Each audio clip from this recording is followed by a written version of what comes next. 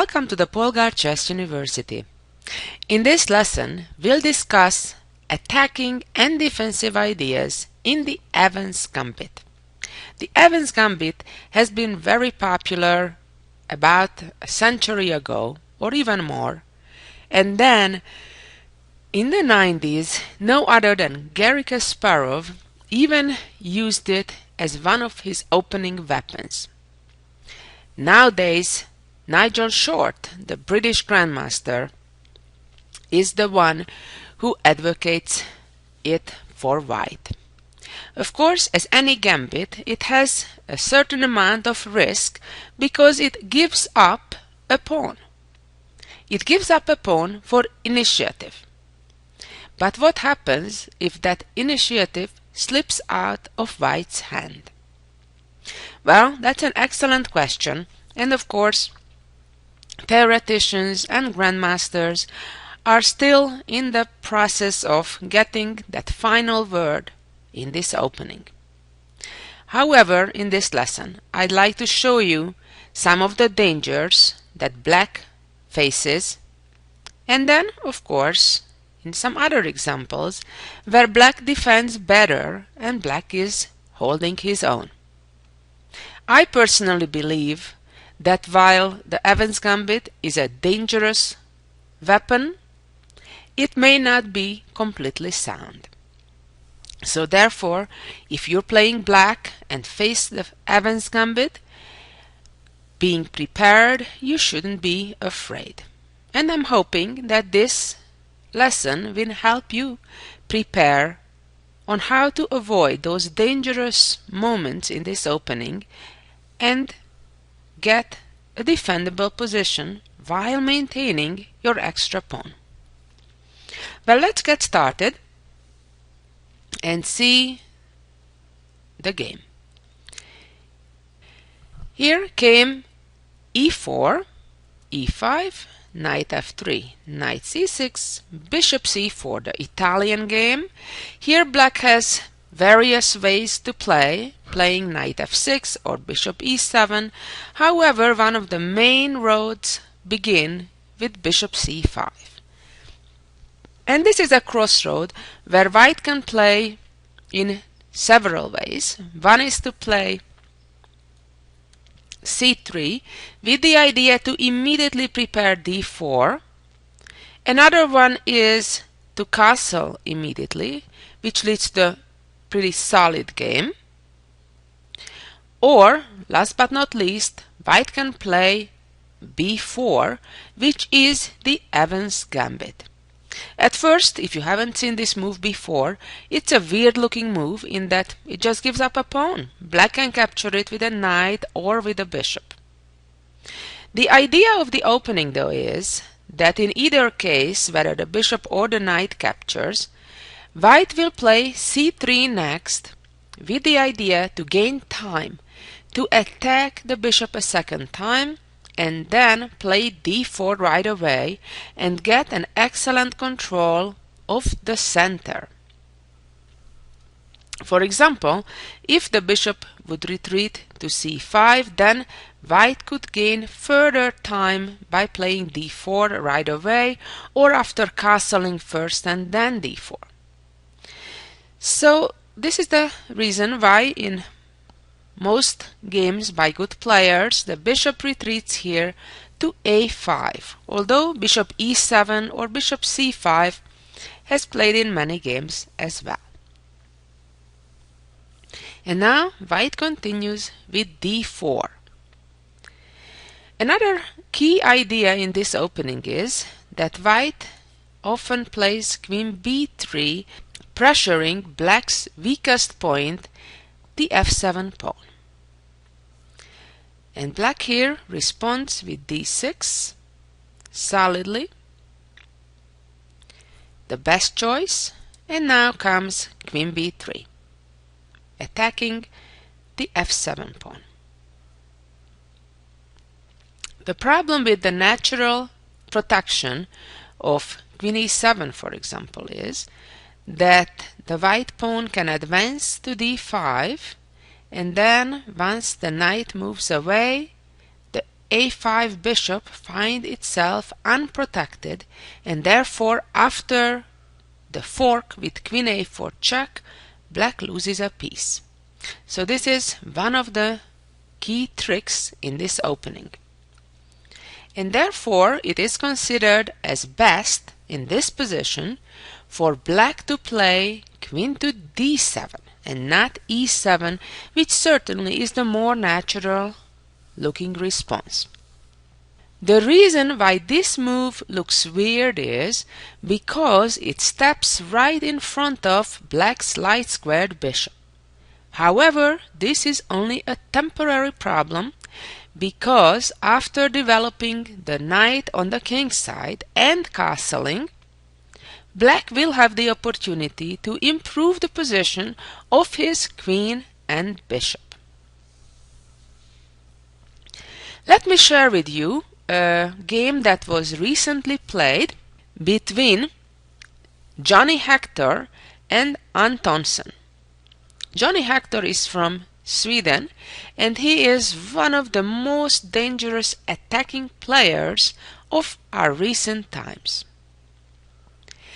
His game continued the following way: knight bd2 developing, and his opponent made a little unusual move by developing the knight to h6. In view of the fact that the white knight now is on d2 and in the way of white's dark squared bishop, so therefore the bishop no longer can capture on h6. Here white continued by trading on e5. Black captured back with the knight, hoping to trade pieces, because when you're up material and black is up a pawn, usually is happy to trade. White traded, and now a very important move and very typical for the Evans Gambit, white plays bishop a3.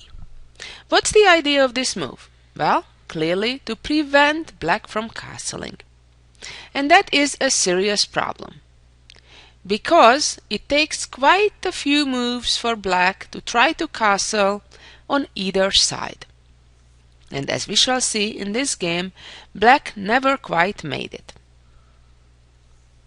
Continued with c6 with the idea to perhaps later on get the bishop back to e7 and then to enable the black king to castle. After c6, white continued with a very sharp move, castling to the queen side. Obviously, white is going all out and is not very concerned at all that the king is on the queen side, where white is already lacking a b-pawn. White is focusing on how to checkmate the black king, and in order not to waste time, that's the reason why white castled queen side, so now the queen side rook at the same time immediately is on the d file in the attack. Black continued with b5, trying to chase the white bishop back. But white didn't waste time retreating the bishop, but continued with knight f3 discovery, attacking the black queen.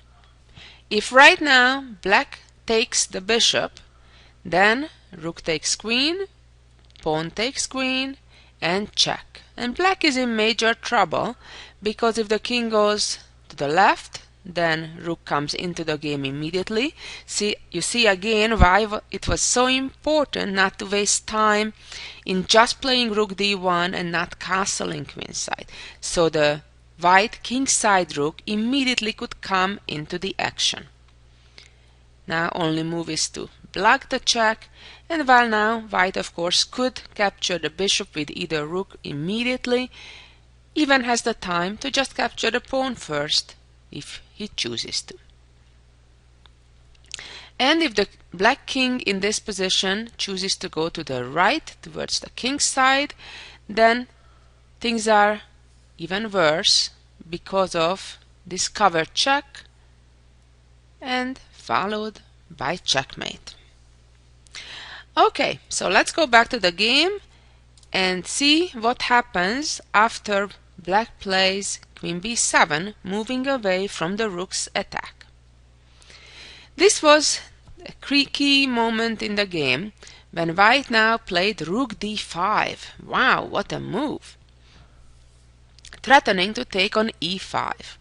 And I believe this is where black went wrong by protecting the pawn on e5. Here is how the game should have continued from black's perspective. Black actually should have taken up the challenge and captured the rook. White can win the rook back, but black would have perhaps a holdable game. Queen c7, bishop takes rook, and now trading queens, which is the key whenever you're being attacked. If you're able to trade queens, that's a major accomplishment. And now black's position is okay. However, as I said, black instead was too afraid to capture the rook and played f6, and now indeed white has a winning attack. The game is absolutely beautiful. White played rook b5. Now, if pawn takes rook, bishop takes back with a check, bishop blocks,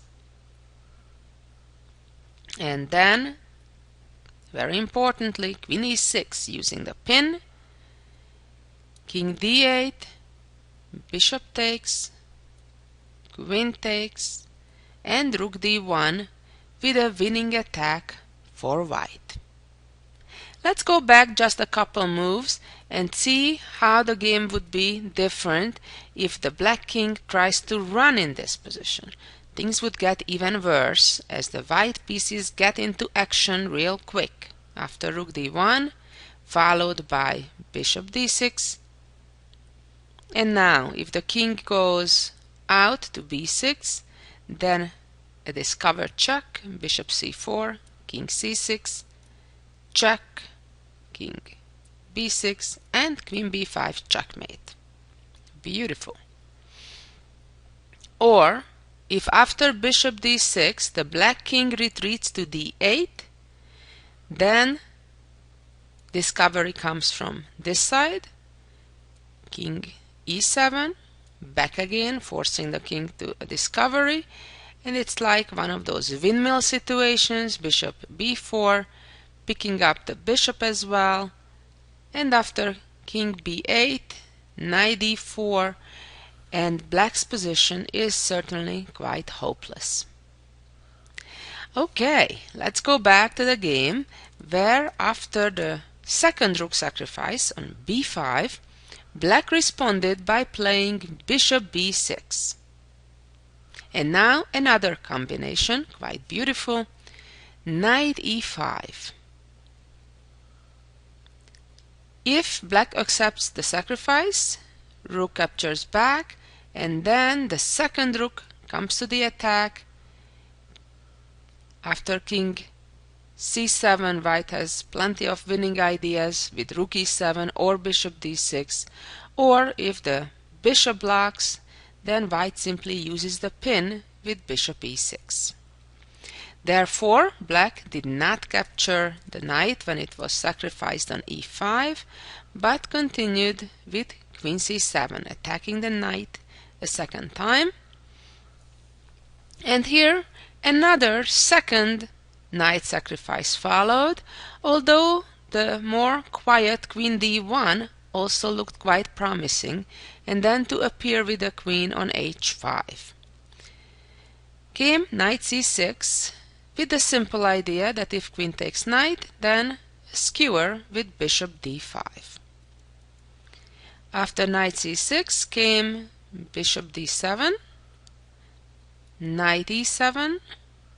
Again, if bishop takes rook, bishop takes back, and the king is in tremendous trouble. So the game here continued instead with queen f4 check, king b1, and a few more moves in the game, bishop d8, knight f5, queen e4 check, king went to the corner, bishop took on f5, fork, and here comes the rook, bishop e6, bishop d5, and black resigned. A beautiful, beautiful attacking game. Okay, now let's go back and see how things may be different, because it doesn't have to be this bad at all from black's perspective. Let's go back quite a bit. Okay, so here we are, Evans Gambit. Black takes, c3, bishop a5, d4, d6, queen b3, queen d7, and knight d2. Let's see another game that the British Grandmaster David Hall played in 2008 with black. Instead of the suspicious looking knight h6, he continued with bishop b6 instead of knight h6. Bishop b6, one of the key ideas is obviously to attack the pawn on d4, but also to get away from all those possible d5, knight kick, plus queen a4 or queen b5 forks. So a very typical and good move. And now his opponent continued with a4 and simply knight f6.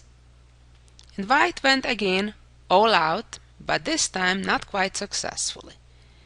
a5, simply took it, rook takes, bishop takes, and de5.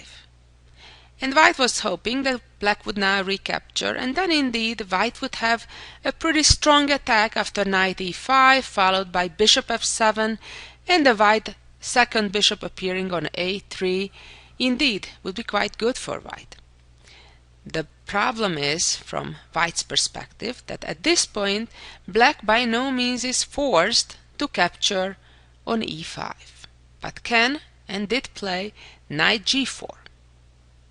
Now bishop b5 is no worries for black, because black could simply block it, and therefore black is quite fine here. This is how the game continued. h3, knight e5, knight e5, de5. Well, let's stop for a moment and see how do we stand. Black is up an exchange. That's one excellent thing for black. And in addition, 2 pawns. So, materially speaking, black is completely winning. So the only worry is for the black king to find safety. And of course, white will try to do everything they can to prevent the black king from castling. Bishop a3. And again, the similar idea that we've seen in the previous game, but with a big difference that here it works quite well for black. c6, castle.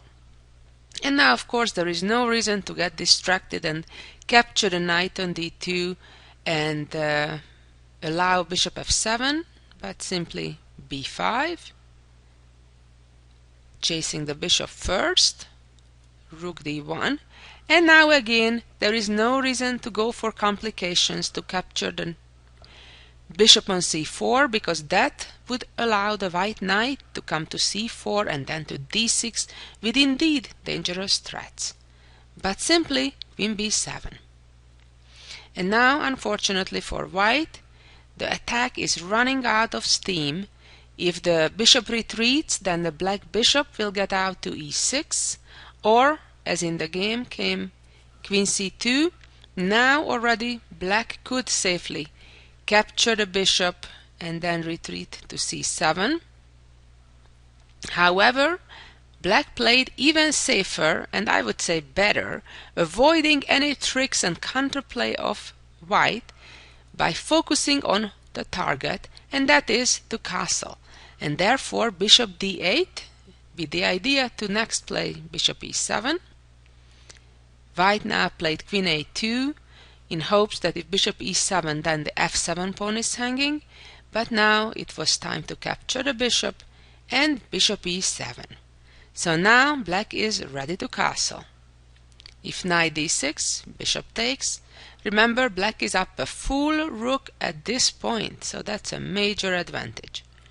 White traded bishops, came knight d6, king f8, c4, a5, c5, a4, and of course white is pretty much out of any attack or initiative. And finally, let's see one more game, going back to the beginning. c3 now, bishop a5, remember that's the better square to go to, d4, d6, queen b3, queen d7, that awkward looking move. And now Nigel Short, in a game that was played in 2009, tried differently, not knight d2 immediately, but castle first. But black had a decent game here too. Bishop b6, a very fine move with the idea to play knight a5 and then trade white's light-squared bishop. After bishop b6, white responded with knight d2, knight a5, queen c2, and black was in fact in no rush to trade on c4, but played f6, protecting, supporting the e5 pawn. Came a4, and now knight h6, again because the knight is already on d2, the knight is safe there. Came bishop a3 and knight f7. This maneuver was the idea to castle. If the knight would have developed to e7 in the first place, black would have serious difficulty in putting the king to safety. So after knight f7, Short played bishop d5, came queen e7, bishop b4, c6, bishop a2, and black finally castled, and that means success. Black is doing fine, black is a pawn up. Of course white has a little bit of compensation in having space advantage, but I don't think it's sufficient. The game continued with knight h4. Black played g6, preventing knight f5, king h1, bishop e6, d5, bishop d7, c4, and rook c8, and black had a better game. Well, I hope you got some new ideas in the Evans Gambit, especially from black's perspective. You certainly should now have a better feel what to avoid and how to defend against the Evans Gambit. And now finally, let's see the jewel of the week. In this endgame, it is white's turn, and the task is how to win the game. How to win either the black knight or the black bishop. Try to take some time and figure out on your own before you listen to the correct solution.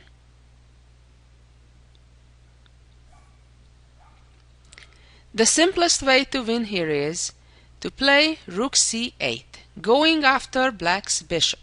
If the bishop goes to b7, then the bishop and knight find themselves in the same file, and therefore after the skewer one of them will be lost. If the bishop goes to f3, then the same problem, but because of a check with the rook on f8. On the other hand, if the bishop goes to g2, then the problem is a fork with rook c2. How amazing! And finally, last but not least, if the bishop goes to the corner, then the chase continues by white playing rook h8, attacking the bishop, and now black is already stuck, needs to choose between one of the problematic squares. For example, if bishop c6, rook h6, and again the bishop is lost. Beautiful endgame. Well, thank you for listening, and make sure to be back to listen at future lessons. Bye-bye.